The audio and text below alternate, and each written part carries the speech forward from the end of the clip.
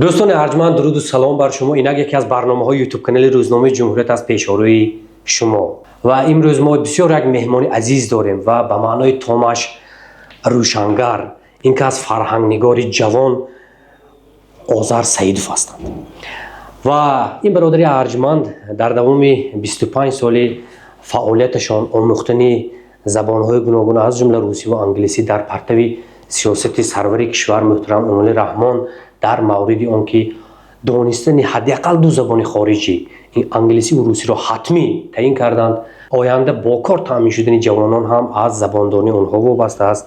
این که از یک فرهنگ بسیار بزرگی را تهیه کردند با نام فرهنگ معاصر انگلیسی تاجیکی و در دوام 25 سال اگر چطوری که یک ما هم یک پیام گرفتیم از دانشجویشان به این کار مشغول شدند و رنج بسیاری بردند. شما کسی که یک نوع با کار فرهنگ نگاری یا با زبان ادبیات مشغول است میدونید که کار با واژه ها، کار با واژه چقدر دقیق کاری و چقدر رنج میخواهد و شما رو تبریک میکنیم که رنج های اینقدر ساله شما نهایت گنج شد و ما از این بیشتر درباره این کتاب معلومات نمیدهیم و میخواهیم که از خودتان بپرسیم که تاریخ رجوع کردنتان به ساختن این فرهنگ در چی بود و چی زمینه یا چی یک انگیزه شد که شما ایده ساختن چون یک فرهنگ بزرگ را که حالا در تاریخ زبان و ادبیات و عموما در تاریخ فرهنگ تاجیک چنین فرهنگ واقعا اولین است با فراگیری 160,000 واژه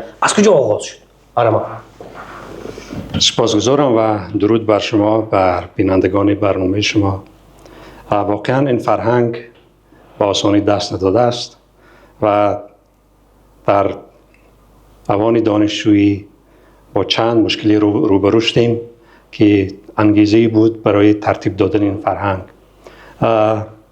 یکم انگیزه این بود که اکثری مواد و دستور تعلیمی به زبان روسی تهیه شده بودند و اکثری دانش آموزان که از گوشه و کنار تاجیکستان عزیز برای تدریس به دانشگاه آمده بودند با زبان روسی بلد نبودند و چه رسد با آموختن زبان انگلیسی، چون که زبان روسی زبانی که برای دانش آموزان زبان خارجی است و زبان متوسط است، خیلی خودش یک مشکل اساسی است و امکان نمیدهد که خوانندگان یا دانش آموزان با آموختن زبان خارجی که کاملا بیگانه است دست یابند. و این موجب شد که من ماه ینوری 2001 من با آغاز این کار دست زدم و سال 2022 به انجام رسانیدم که محصولش آنچه است که شما امروز معرفی کردید و این باعث سرفرازی و خوشنودی بندم است. بنده سال 1997 به دانشگاه آموزگاری تاجیکستان به نام استاد صدرین عینی قدم گذاشتم و رشته اختصاصی من زبانهای انگلیسی و فرانسوی بود که آن را سال 2002 ختم کردم. اینجا یادرس کردن نام استادانی که در واقع به پرورش بنده با آنچه که باعث شد من به این کار دست زنم یادرس کردن مهم است. استادم مرحوم شاکر مختار که در ترجمه آثار کلاسیکان از جمله عمر خیام و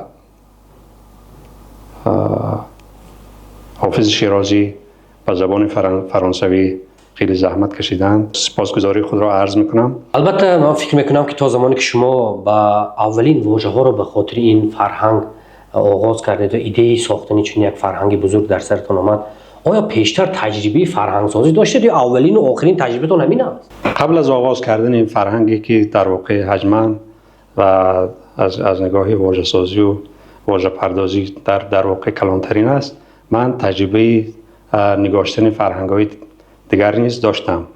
سال 2000 در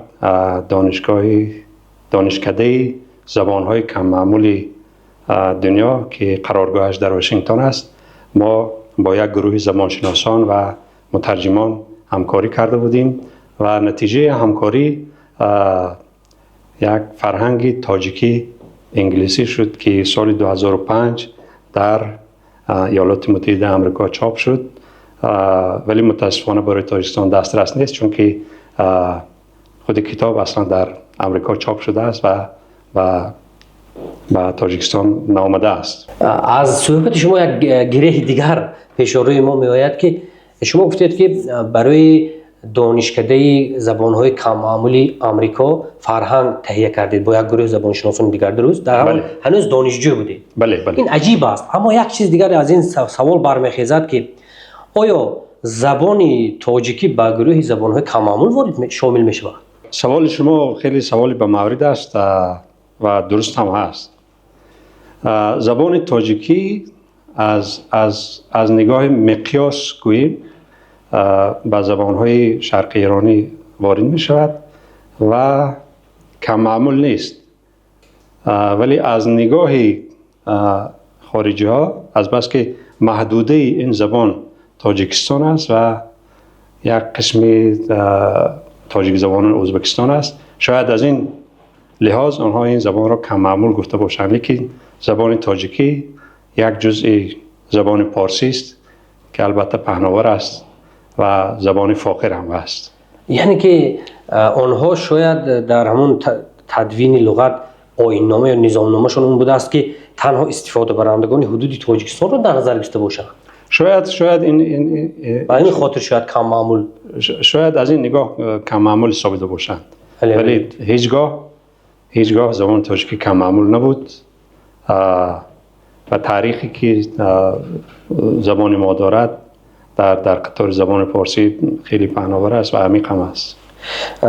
در حالی که مثلا یک بار نه دو بار نه بارها سرور دولت هم گفتند که ما در تمام دنیا 100 میلیون تاجیک داریم. 100 میلیون تاجیک یعنی که هر کسی که با زبان تاجیکی پارسی صحبت میکنه.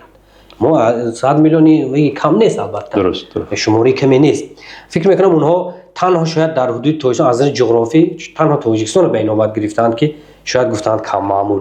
بینندگان ما حتما کنجکاوی خواهند کرد که آیا آذر سعیدوف هنگام فراهم آوردن این فرهنگ چی جریان چی پروسسی را از سر گذرانده است و میخوام به بینندگان ما نقل کنید که مشکل و رنج و البته لذت و کیفیتی فرهنگ سازی در چی است.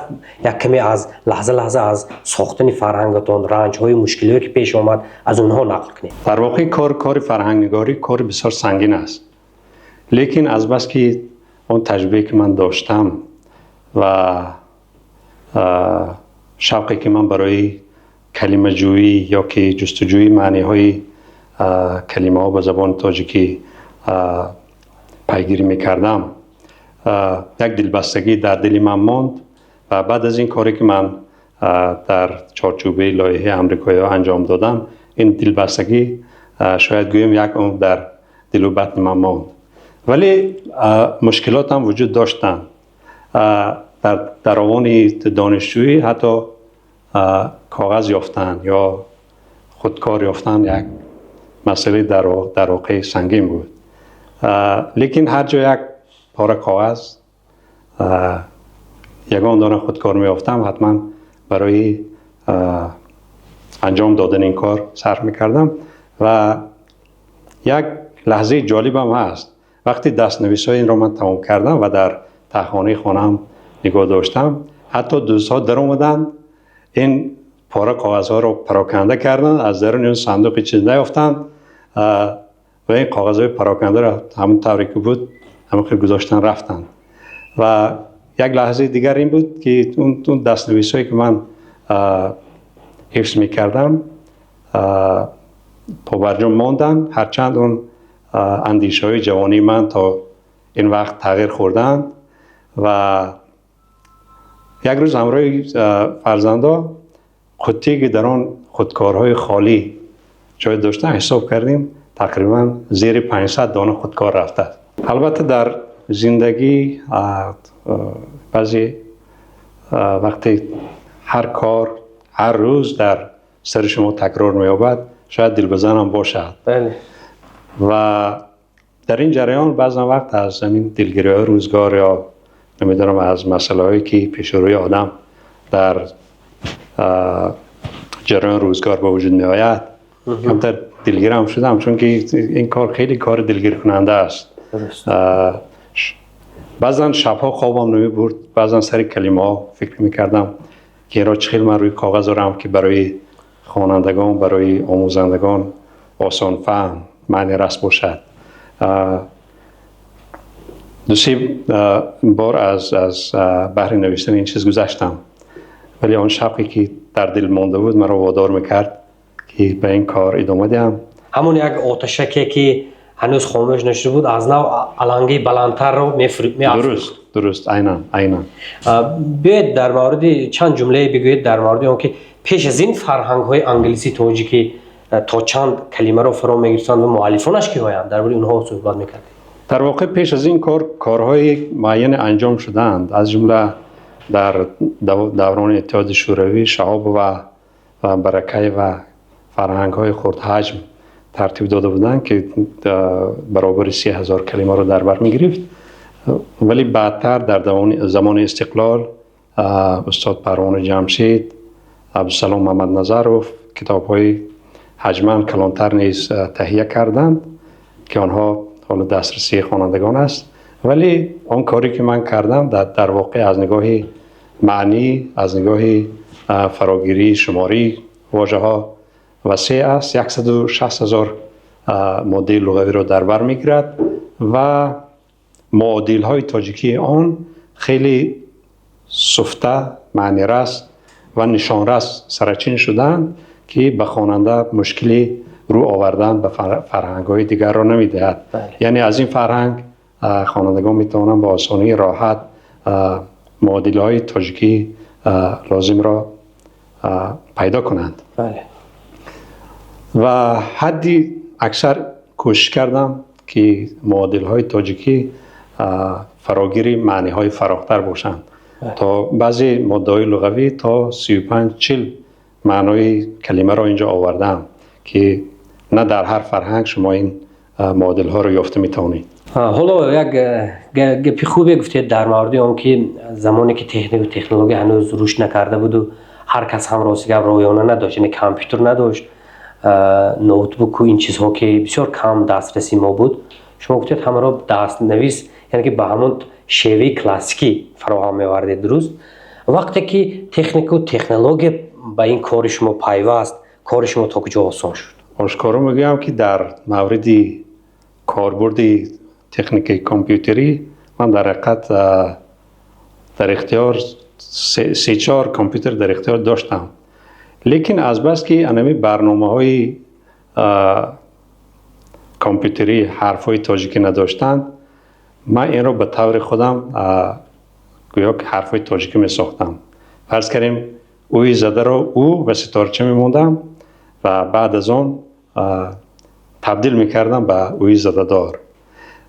ولی همین هم یعنی که شما در نظر دارید که حروف تاجیکی هنوز وارد کامپیوتر نبود، جی و قی و هی و اینها نبود، این کلمات حرف‌های تاجیکی تاجیکی نبودند. درست است. بله درست.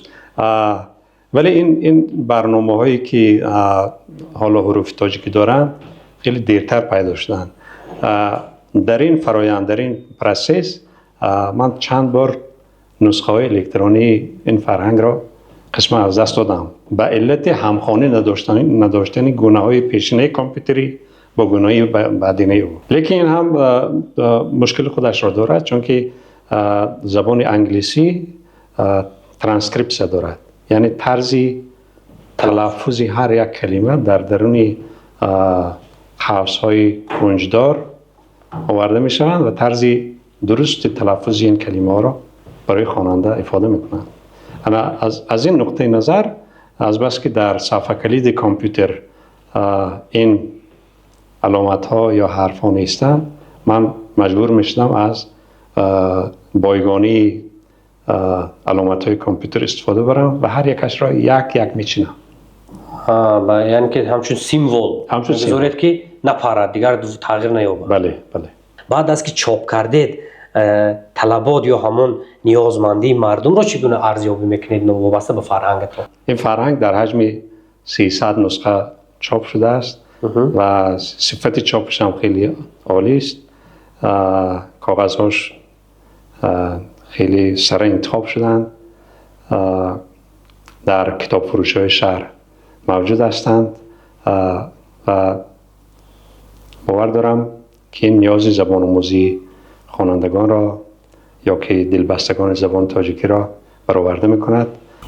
دوام 2 سال می‌شود که این فرهنگ در کتابخانه ها، کتاب فروش ها موجود است، ولی از چه باشد توجه مردم به این فرهنگ خیلی کند است. هر از این شایان تذکر است که این فرهنگ بسیار کلمات تاجیکی را در بر میگیرد که مطمئنم برای خلق عزیزم در آموختن زبان مادری خود سهمی باسزا گذارد. در تهیه این فرهنگ البته رفیقان اهل بیت سهم ارزنده گذاشتند. خوش میخواهم با برادر عزیز رامش شیرلی که در طرح‌ریزی و صفحه‌بندی این کتاب در واقع سهم ارزنده خود را گذاشتند. بله. و برادر عزیزم ایرج عینی که در چاپ آن کمک بی‌دریغ کردند سپاسگزاری کنم. از جمله برای اهل بیت فرزندا سپاس صمیمی خودم را میرسانم.